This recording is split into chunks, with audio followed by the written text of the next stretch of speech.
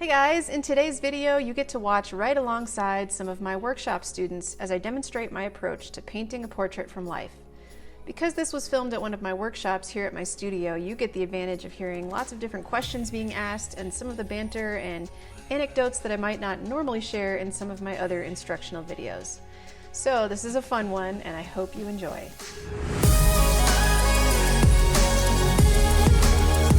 Olivia is our amazing model today.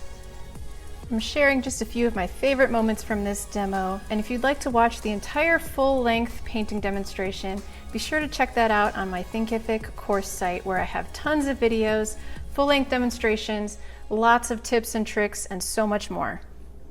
You guys ever notice that in your paintings, that you're looking at highlights individually rather than how they affect the entire form? Yes. Yeah, it's just another one of those things that we're trying to process all this information, and it's so much for our brains to think about the drawing and the proportion and the values and the mixing of the colors and all of that. And I try to keep it simple by coming back to where's my light source and how is it affecting the form? How is it landing on the form?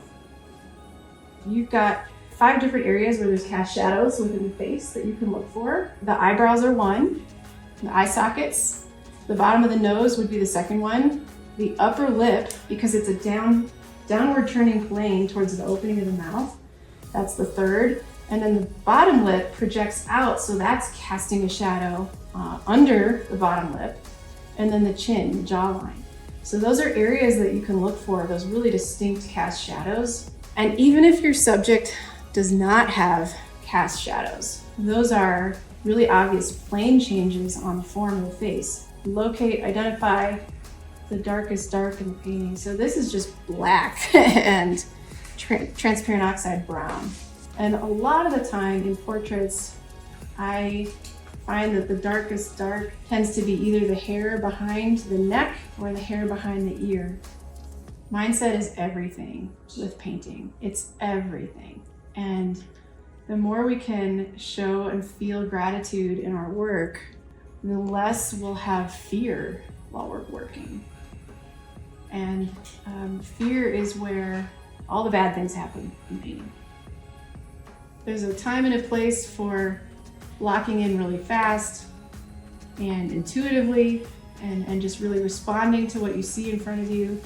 And then you can slow down and be a little bit more meticulous. My word of caution in that is that you still want to be looking over the whole thing instead of just zeroing in on one specific spot, because everything relates to everything else. So if I spend too much time on this one eye, it might not relate to some of the other features after a while. I have to keep looking at it in the context of the whole face.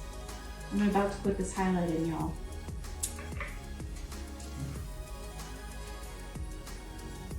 And I've said this before, but if you leave a workshop with a painting you're really happy with, that means you didn't learn anything. Or the teacher worked on it. Sometimes you might make a brush stroke and it seems right at the time, but then as you refine your painting more, you realize that it's still kind of rudimentary. And so we just kind of refine overall as we go and try to get the painting to the same level overall throughout, which tells me that I really need to work down there some more. And I've been putting off the mouth and the chin. I do that all the time. It's like the ear is an afterthought, I treat the mouth like an afterthought, and that's a really bad habit. Why do you think that is? Probably because I'm so focused on the eyes and the nose and getting that sometimes I just run out of time. But also, I just know that the mouth really matters. There's a gravity and a weight to it that is essential to getting the whole mood of the portrait. And so there's that psychological element, like, ooh, I better get that right. So places where you can soften the form a little bit are fleshier areas where there's not a solid bone structure. Like the chin, that can stay hard, that's a bony structure. This area next to the eyebrow, that's usually a great spot to soften your edge. edges are really where I slow down a lot too. Constantly reevaluating my edges, and I find that it's time well worth spending because they really give your painting a soul.